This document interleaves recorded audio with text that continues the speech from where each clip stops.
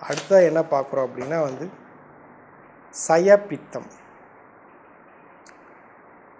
சயப்பித்தத்தில் சரீரத்தினுடைய எரிச்சல், சரீரம் தாங்க முடியாத எரிச்சலை அனுபவிக்கிறது. அருவி தண்ணீர் போல் வியர்வை, அப்படியே வேர்த்து வேர்த்து வேர்த்து வேர்த்து கொட்டுது. சயப்பித்தத்தில் மூத்திரம் மஞ்சளாக போகும். இது எல்லாம் சயப்பித்தத்தினுடைய அறிகுறிகள். அதாவது எரிச்சலாக இருக்கிறது. சிலர் பார்த்தோன்னா ஏசியில் உட்காந்துருந்தா கூட வேர்த்துட்ருப்போம். குளிர்காலத்தில் வேர்க்கிறவங்களும் நம்ம பார்த்துருக்குறோம். கொஞ்சோண்டு வேலை செஞ்சாலும் வேர்க்கும், காற்று இல்லைனாலும் வேர்க்கும், வெயில் அதிகமாக அடித்தாலும் வேர்க்கும். இப்படி சும்மா எல்லாத்துக்கும் வேர்த்துக்கிட்டே இருக்குது. அப்போது அதை சயப்பித்தம்னு சொல்கிறாங்க. சரீரத்தில் எரிச்சல், எங்கே பார்த்தாலும் ஒரு எரிச்சல். அவங்களுக்கு இப்படி நீர் வெளியேறப்போ உடம்பில் இருக்கக்கூடிய அந்த ஈரப்பதம் இல்லாதப்போ சூடாகுது இல்லையா, அப்போ சிறுநீர் மஞ்சளாக போகும். அப்போ மஞ்சள் சிறுநீர், நிறமும் மஞ்சளாக இருக்கும் மூத்திரம். இது 3 தான். சரீரத்தில் எரிச்சல், அருவி தண்ணீர் போல வியர்வை, மஞ்சளான சிறுநீர்.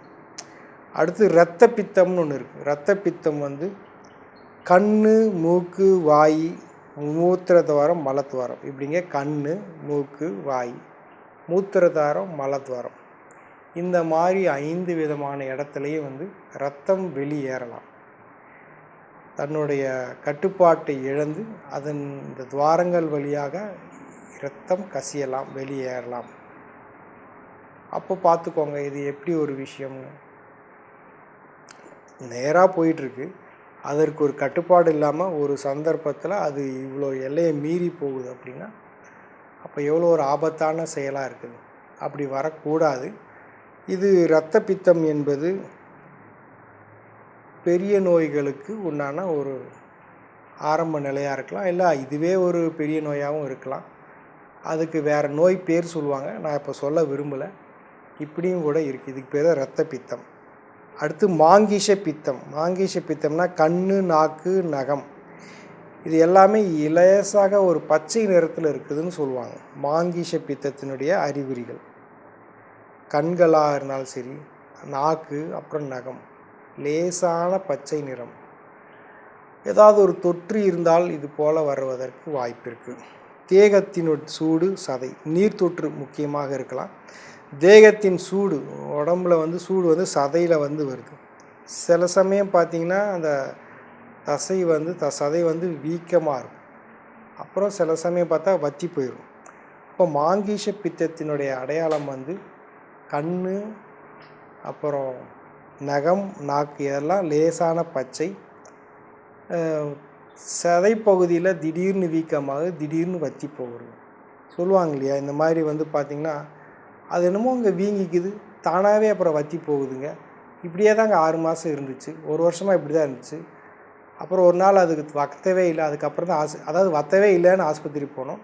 அதுக்கப்புறம் அவங்க இந்த டெஸ்ட்டெல்லாம் எடுக்க சொன்னாங்க அப்படி சொல்கிறாங்க இல்லையா. அது மாதிரி சில சமயம் வீக்கம் வத்திருச்சுன்னா அவங்க போகிறதில்ல, வத்தாமல் இருந்ததுன்னா அப்புறம் அது என்னன்னு போய் பார்க்குறாங்க. இதுதான் மாங்கீஷ பித்தம். அடுத்து மேதோ பித்தம். மேதோ பித்தம்னா இது ஒரு ஒரு ஒரு வித்தியாசமான பித்தம். மேதோ பித்தம்னா உடம்புல 2 பகுதி, தொப்புளுக்கு மேலே, தொப்புளுக்கு கீழே 2 பகுதியாக பிரிக்கிறாங்க.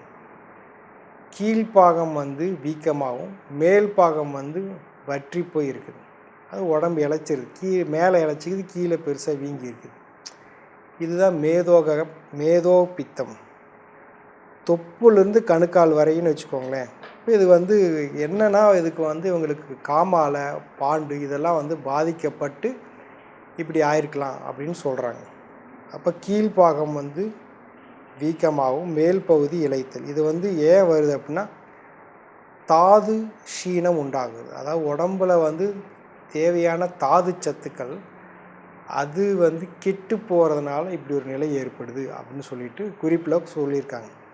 இன்றைக்கி இதில் 4 பார்த்தீங்கன்னா சயப்பித்தம், இரத்த பித்தம், மாங்கீஷ பித்தம், மேதோ பித்தம்னு சொல்லிட்டு 4 பித்தங்களை பார்த்துருக்குறோம். அடுத்ததாக என்ன பார்க்குறோன்னா அஸ்தி பித்தம்.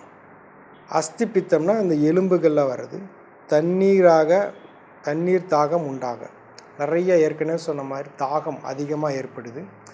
சிறுநீர் வந்து சிவந்து இருக்கிறது, அது ஒரு முக்கியமான விஷயம்.